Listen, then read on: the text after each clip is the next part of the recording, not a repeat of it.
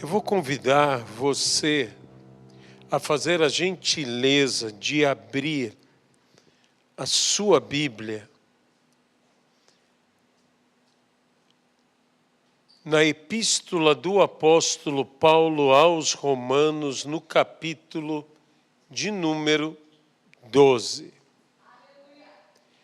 Epístola do Apóstolo Paulo aos Romanos, capítulo de número 12.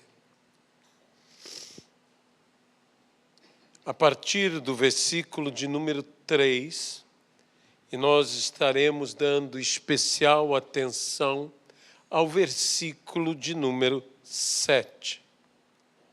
Porque pela graça que me foi dada, digo a cada um de vocês que não pense de si mesmo além do que convém.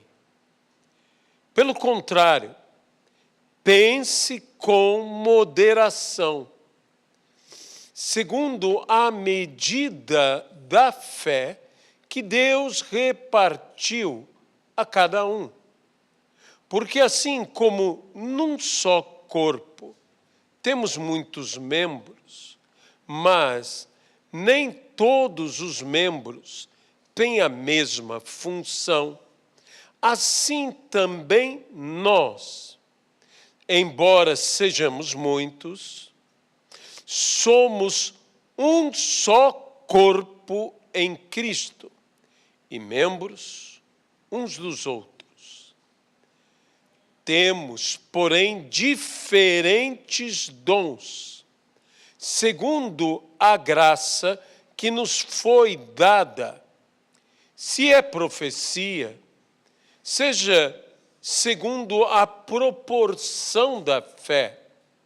Se é ministério, dediquemo-nos ao ministério. O que ensina, dedique-se ao ensino. E o que exorta, o faça com dedicação. E o que contribui, com generosidade, o que preside com zelo, quem exerce misericórdia com alegria. Que Deus possa abençoar a sua palavra no nome de Jesus Cristo.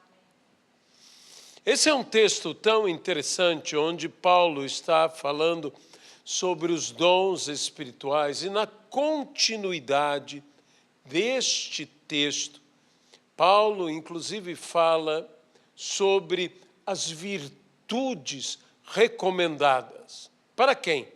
Para quem exerce os dons ministeriais, os dons espirituais, virtudes como um amor sem hipocrisia, coisas como essa que o apóstolo introduz falando sobre a graça que lhe foi concedida.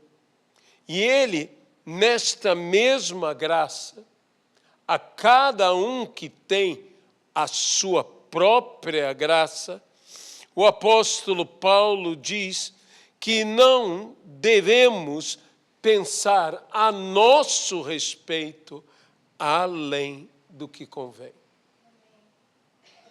Isso é uma palavra que o apóstolo Paulo fala aos romanos, que é estendida, obviamente, por ser palavra de Deus, a toda a igreja, a todos nós. Como deveríamos nós estar, digo nós, a Igreja de Cristo, nos nossos dias, ouvindo e dando ouvidos a esta palavra? Não pense a seu respeito além do que convém.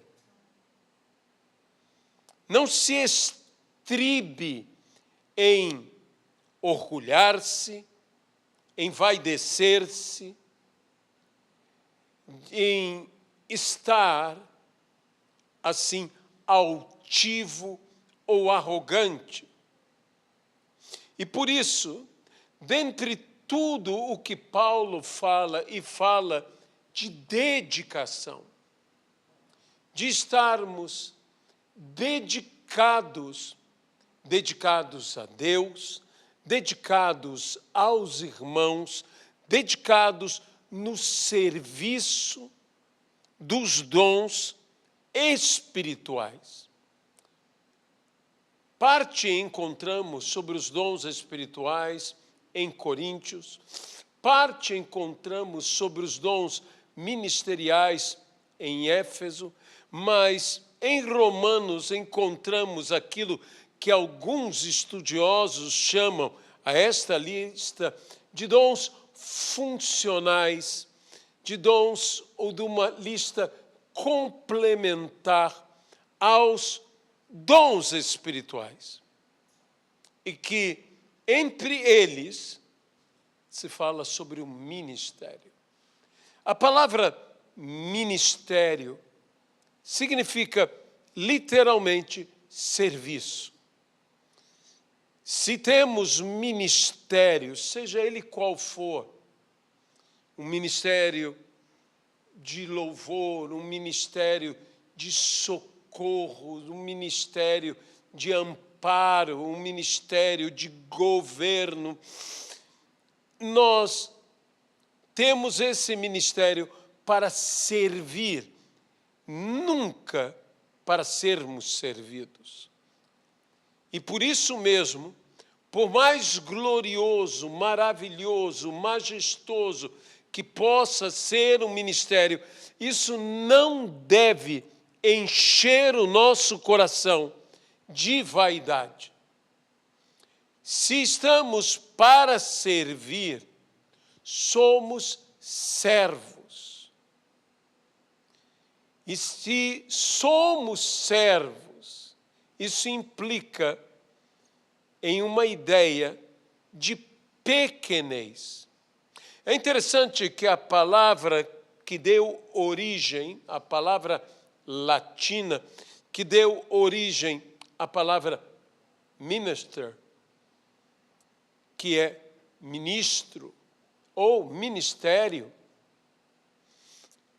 é a palavra que minor, que é menos, menor, e que nós devemos compreender que onde há ministério, nós estamos como os menores, considerando, como disse Paulo, os nossos irmãos como superiores a nós. Jesus mesmo disse: quem é maior? Quem serve à mesa ou quem está à mesa? E Jesus disse: eu, porém, sirvo. Quem está à mesa era reconhecido como alguém maior e que deveria, então, ser servido por alguém menor. Mas aquele que está acima de todos diz: eu, porém, sirvo. Eu sirvo. E nós precisamos ter esse mesmo espírito de servo, criado, ajudante, daquele que administra, daquele que deseja servir e servir, como diz a Bíblia, com fidelidade a Deus e aos homens. O maior título que há na Bíblia para cada um de nós não é apóstolo, não é profeta, não é evangelista, pastor ou mestre, não é ser rei ou ser um senhor, um dominador, mas é ser servo, e servo de Deus. Assim disse o Senhor a Josué: Moisés, meu servo, está morto. O grande título e que nós deveríamos, todos nós, ambicionar seria sermos servos de Deus. Essa palavra ministério, no grego, ela tem um sentido todo especial. Mas antes de irmos ao sentido literal da palavra ministério, ampliemos a ideia de ministrar. Geralmente, quando pensamos em ministrar, pensamos em algo que está em evidência, talvez até mesmo em se impor, mas volto ao básico, o sentido é servir. Quem prega, serve. Quem louva, serve. Quem está na igreja cuidando das crianças, serve. Quem recepciona, serve. Quem cuida do som, da luz e de todas estas demais coisas, serve. Todos nós estamos aqui para servir. E se estamos para servir, estamos para ser menos ou menores. Estamos para tratar os outros, aos quais servimos, como se eles mesmos fossem superiores a nós. E sendo servos, a ideia bíblica do servo é um escravo. Existem 3 palavras que são utilizadas para escravos. A primeira palavra destas 3, é a palavra doulos. A palavra doulos, que significa literalmente servo ou escravo, é alguém que irá servir ou porque foi derrotado em uma guerra, foi vencido e se tornou, portanto, escravo, ou irá servir porque foi comprado, ou irá servir porque possuía uma dívida. Estes 3 grandes motivos, os principais motivos que faziam de uma pessoa livre uma pessoa escrava. A primeira delas, a guerra.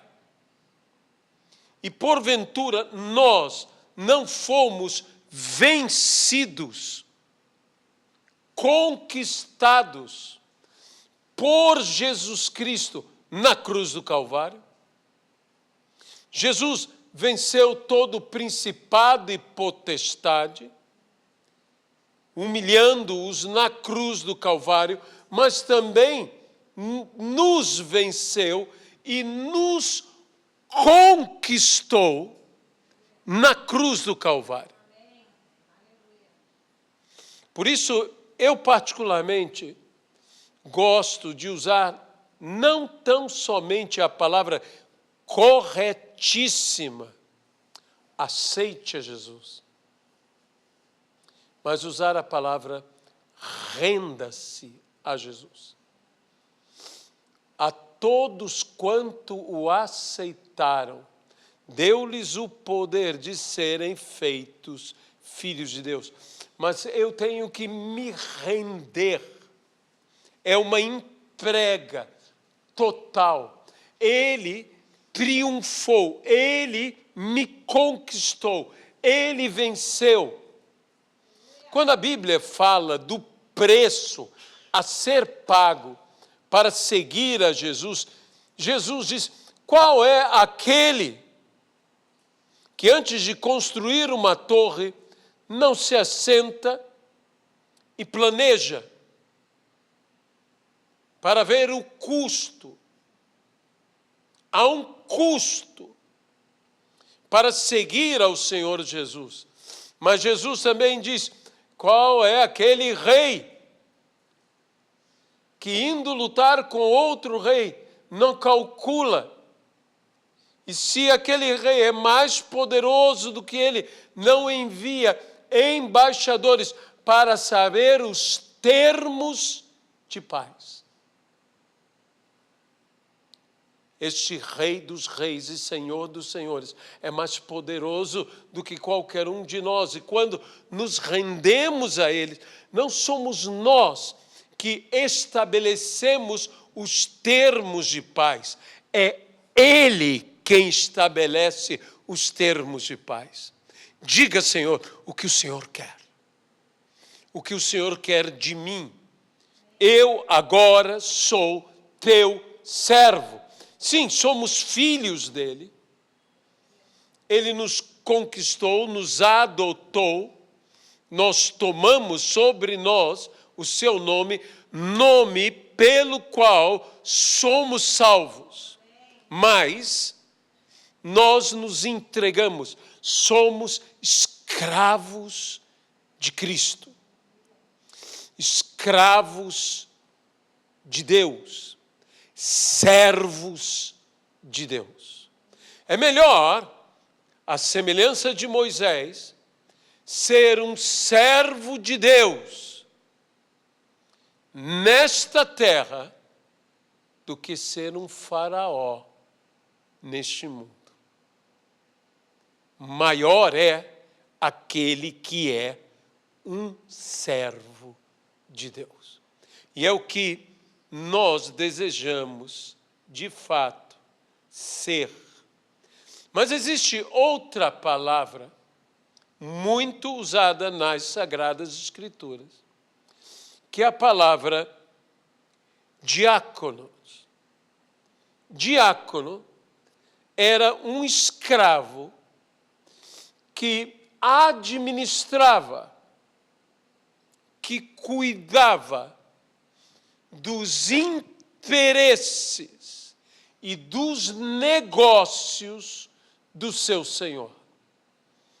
Assim, José, escravo no Egito, se tornou um diácono do seu senhor egípcio, que lhe confiou praticamente tudo em suas mãos. E ele era fiel e cuidava do quê? Dos interesses do seu senhor. Quando ele foi ser servo de Faraó, cuidou dos interesses de Faraó e se tornou, na autoridade de um diácono, de um faraó, o segundo em comando no Egito. De modo nenhum vivermos a diaconia, porque veja bem, Deus, ele exerce sobre nós o senhorio. E nós, porque ele exerce o senhorio, nós exercemos a diaconia. Nós servimos. E de que maneira servimos? Buscando atender aos interesses de Deus.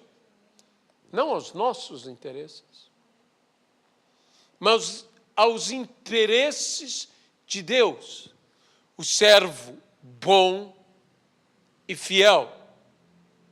No pouco foste fiel, no muito serás estabelecido. A quem somos fiéis? Ao Senhor que nos confia seus talentos, suas minas. A Ele devemos servir. Isto é fidelidade e lealdade ao Senhor.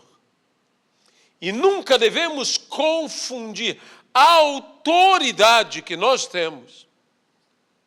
Só a temos por causa do Senhor a quem servimos. Não por nós mesmos. E não podemos abusar desta autoridade e utilizá-la equivocadamente. Somos diáconos.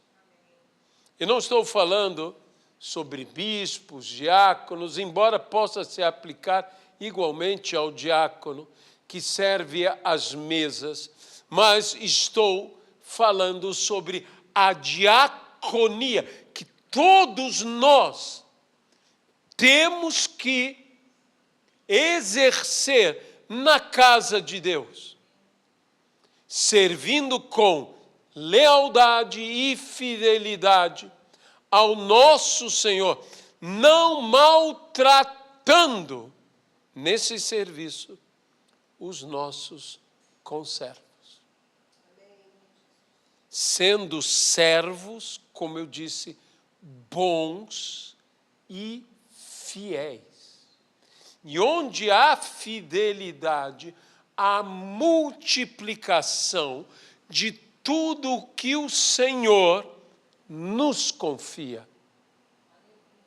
Então, isto é importantíssimo que compreendamos, que estamos como administradores fiéis, dispenseiros fiéis daquilo que o Senhor nos confia. Mas o apóstolo Paulo, ao se referir ao ministério, e essa palavra ministério, ele usa uma terceira palavra, que é a palavra sobre um escravo, não qualquer escravo. Quando você lê aqui, se ministério, dediquemo-nos ao ministério, o ministro aqui, que era este ministro, é a palavra uperetes. Uperetes é um escravo, não qualquer escravo. Eu diria que no mundo romano, possivelmente, era o mais baixo grau de escravidão. Ministro de Deus é um uperetes de Deus. E o que é uperetes? O que é esse tipo de escravo? Era o remador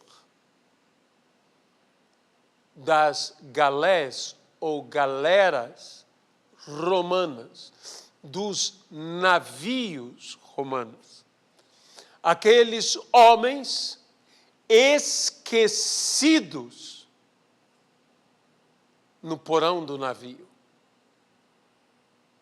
deixados no porão do navio. Aqueles homens que praticamente tinham sobre a sua vida já uma sentença de morte. E então eu diria, e acompanhe-me nisso, aquele que rema, reme com dedicação. Reme com dedicação. Sabe uma coisa sobre o que remava? É que ele não tinha opção. Ou ele remava, ou ele remava. E se ele deixasse de remar, ele era ferido, castigado. Eu não estou dizendo que Deus é um algoz na nossa vida, não, mas estou dizendo o que era a realidade deste escravo, dos remadores, dos navios, das galés romanas. Nem tinha o direito a escolher o ritmo que remaria. Pois o ritmo que ele remaria seria ditado por aquele que batia o tambor. Quem já viu filmes como Ben-Hur já deve ter visto exatamente esta realidade. E que se o navio fosse a pique, ali não era o capitão que morria com o navio. Ali eram os remadores que morriam com o navio. E nós, como ministros de Deus, deveríamos ser tão humildes e deveríamos nos dedicar a remar contra a maré, a remar contra as tempestades, a remar nas guerras, a remar na paz, em todo o tempo remando, em todo o tempo se dedicando, se aplicando. Eu poderia usar outra palavra, se esforçando. Era uma atividade de força, de esforço, de intensidade, de continuidade, em que, para não morrer, aquela pessoa teria que lutar com todas as suas forças, remar com tudo o que tinha. Era assim a vida de um remador. É interessante como há hoje pessoas arrogantes no ministério e que deveriam ser pessoas quebrantadas no ministério. Porque ministério é um lugar onde você senta para quebrantar-se. Você senta para remar. Vai ferir a tua mão, vão ferir as tuas costas, você vai cansar todo o seu corpo. Era uma atividade de aplicação física total. Ele jogava o remo e quando ele puxava com todo o seu corpo. E normalmente havia várias outras pessoas. Era uma atividade que não poderia ser feita sozinha, que ele dependia da força de outros. E nós devemos compreender isto no ministério, que nós dependemos dos outros, que nós remamos esta nau na qual estamos, o ministério, a igreja. Eu quero dizer a todos da nossa igreja e de outras igrejas, todos fomos chamados a remar no compasso do Espírito Santo. Ele ditará o ritmo. E eu preciso de cada um de vocês, para que a nau chegue aonde a nau tem que chegar. Todos nós temos que segurar firme o seu remo.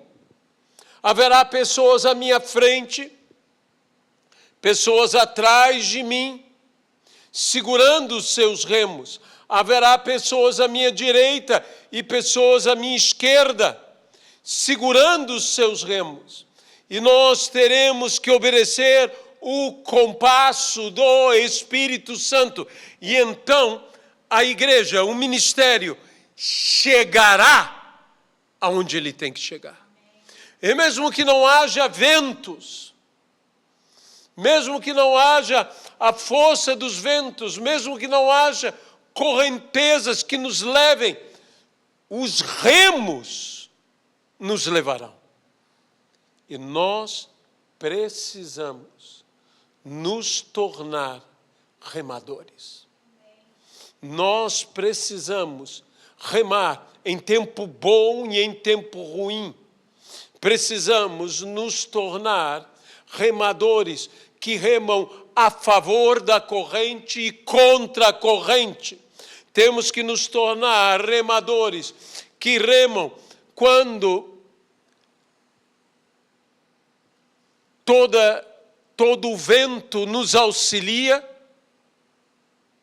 e quando não há vento nos auxiliando. Quando não há um vento sequer. Tudo está parado. Não é uma questão de bonança, é uma questão de calmaria. Quando não conseguimos chegar a lugar nenhum, porque não há vento, não há correntes, está uma calmaria. Então nós baixaremos os nossos remos e remaremos e chegaremos. E nós precisamos ter esse esforço.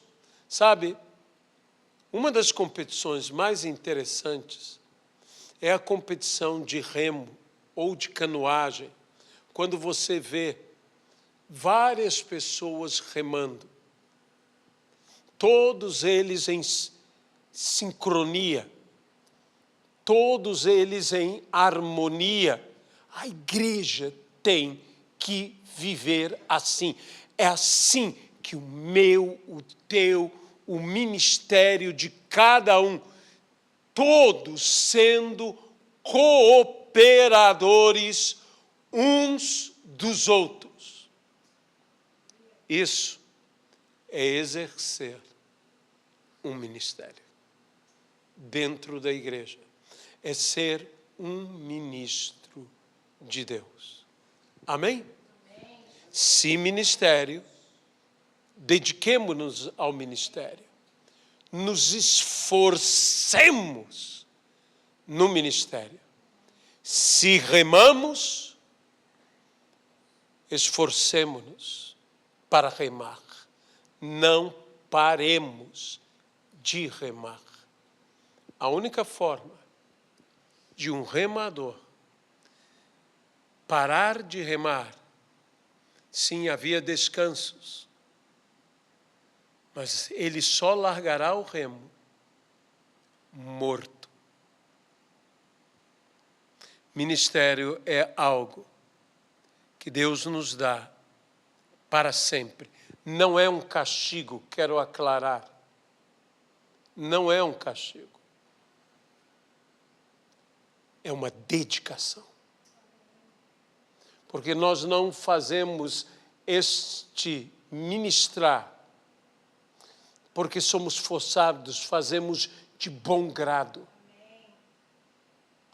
Porque é o ministério que Deus nos confiou.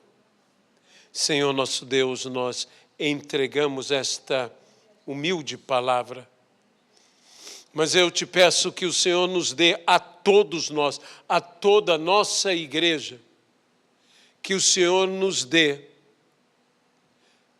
ó Pai, que possamos cumprir o ministério, que possamos ser servos de Deus, mordomos do Senhor, remadores na igreja, servindo aos irmãos e servindo a Deus com fidelidade. E quando servimos com fidelidade, servimos com fé. No nome de Jesus Cristo. Amém, Pai. Senhor, leva-nos em paz. leva-nos em segurança de volta aos nossos lares e dá-nos, Senhor, essa consciência e faz com que todos, porque eu preciso de outros remando conosco. No nome de Jesus Cristo, que a graça do Senhor Jesus, que o amor de Deus Pai Todo-Poderoso e a comunhão e consolação no Espírito Santo de Deus sejam conosco, hoje e sempre. Amém. E amém.